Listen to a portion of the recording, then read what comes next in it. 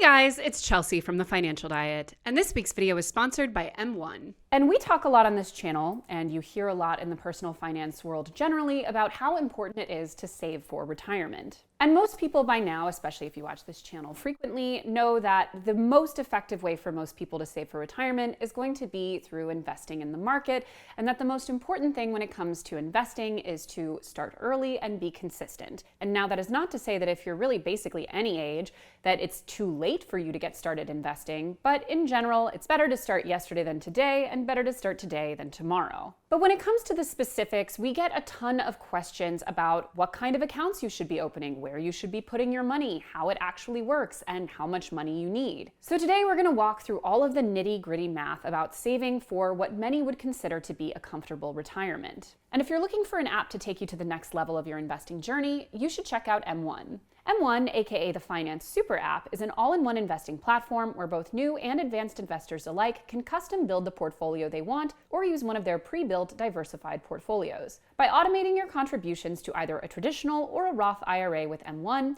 you can make investing in your retirement as painless as possible, and with zero hidden fees or confusing costs. And with an M1 community portfolio, like the M1 Community Pie, which focuses on groups of publicly traded companies led by executives from marginalized communities, you have the option to invest with both your values and your financial goals in mind. So click the link in our description to get started with M1 today and to begin building your wealth for tomorrow. So now to get into the actual nitty-gritty of what you need to save for retirement and how to do it. So you've probably heard of the general rule of thumb, which is to have 1 year of your annual salary saved by the time you're 30, which as we all know is not feasible for most people. But stating rules like that so simply can also be misleading because it's not suggesting that you have to save that amount in cash, but rather that you have to have about that much in your retirement investment account in order to be on track towards retirement, and that includes the amount that you have earned on top of your contributions. And as long as you're investing the contributions you make to your account, your money will grow exponentially over time. You'll often hear that the average rate of return on 401ks is between 5 to 8%, but it varies every year according to data from retirement and financial services provider Mid-Atlantic Capital Group. And the average rate of returns on 401ks between 2015 and 2020 was 9.5%. Now, some years your portfolio might make amazing gains, and others it might be net negative for the year.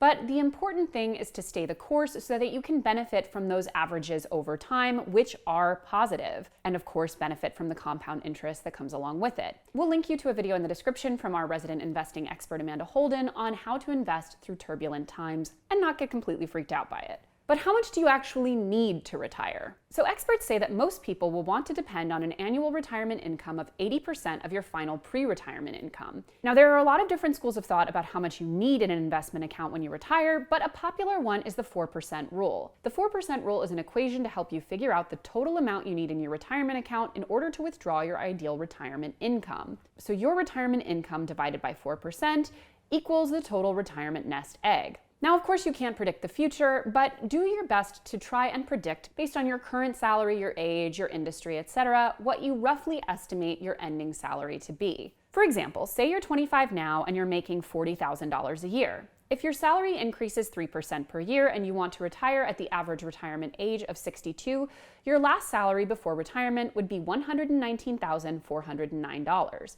We'll link to the calculator we used to get this number. So in this example, your retirement income, which is 80% of your final pre-retirement salary, would be $95,527. Using the 4% rule, this means you'll want your retirement nest egg to be about $2.4 million total. Now here's where we get to what I can already imagine is some people hooting and hollering down in the comments. When we talk about retirement, we often talk about very large numbers. Now, not only are these numbers just point blank going to be out of reach of some Americans, even using the savviest investment strategies, and doing so as early as possible. But it's very important that when we think about retirement, and more importantly, we understand why we need to prioritize it in the way we do and be so consistent with it, these large numbers can be very misleading. We tend to think of millionaires as living in these mansions and on yachts and spending on caviar and champagne and having very extravagant lives. But if you're talking about possibly having 10 to 20 or even more years in retirement, you're not living on $1 million every year,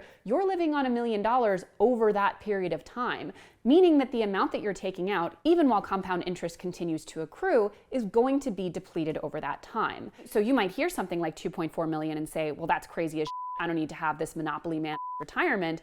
But what we're actually talking about is a relatively normalized salary. But we also have to remember that it's not just a question of saving $1 2.4 million times. The reason that leveraging investing is so important is because it makes these numbers more achievable. Again, not for everyone, and again, not easy, but a lot easier than just saving it in cash. So these are some scenarios of how to actually get to a number like that. Scenario 1 is investing in a 401k without employer matching. In this scenario, you have a 401k plan offered through your employer, but they don't offer employee matching.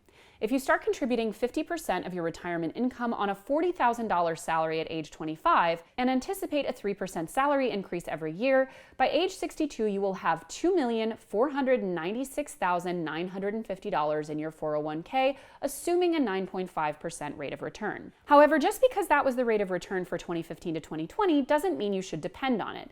Contributing the same amount but only seeing a 7% rate of return would earn you $1,437,760 in your nest egg. In order to reach that goal of $2.4 million by retirement at that lower rate of return, you would either have to increase your contributions or push back your retirement age. But remember that you don't have to stick with the same contributions your entire working life.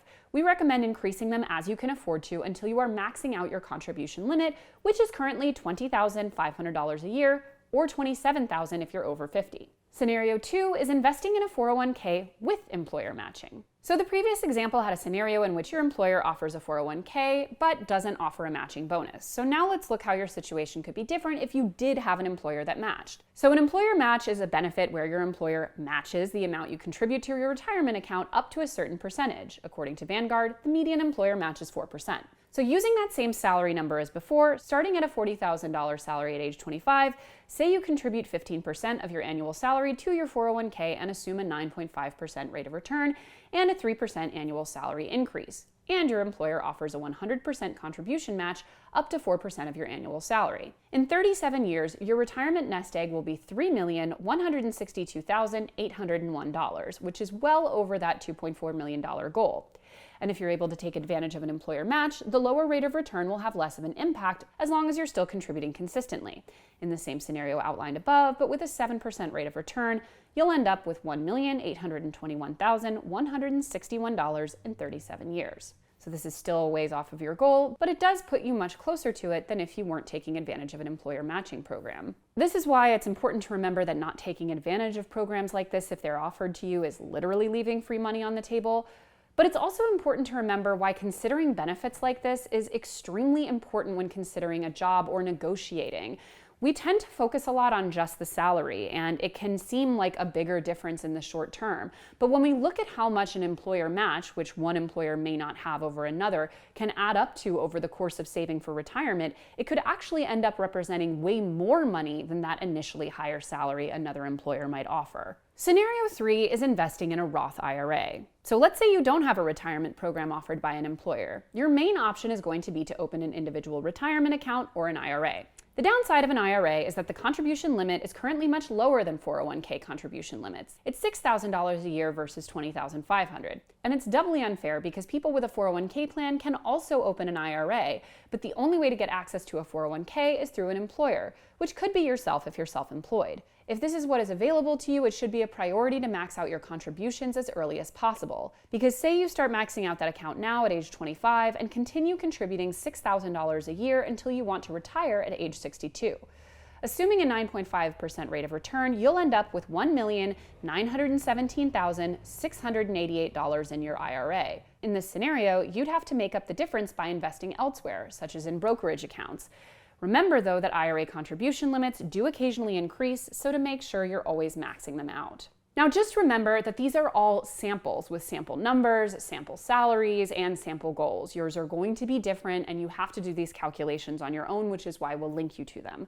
But demystifying this whole concept of a seven-figure retirement is incredibly important because we must separate our mental image of what it means to have millions in the bank from what it means to actually live on that money over the course of a dignified, longer retirement. Many of us want to be able to retire earlier than the average, and that's a really noble pursuit.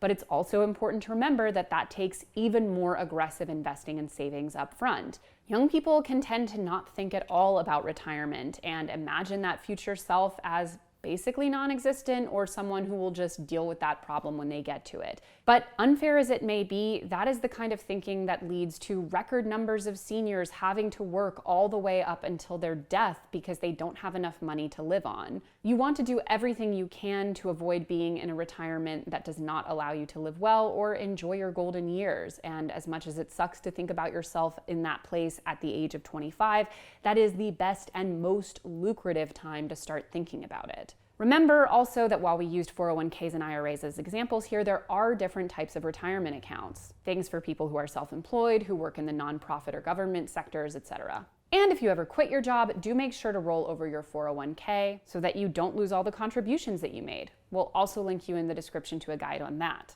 Lastly, do not be discouraged or think that because you may never reach a specific number, you'll never be able to retire.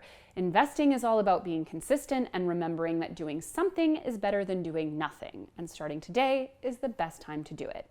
And if you're looking for a great place to get started taking control of your finances, check out M1 at the link in our description. As always, guys, thank you for watching, and don't forget to hit the subscribe and join buttons, and to come back every Monday, Tuesday, and Thursday for new and awesome videos. Goodbye.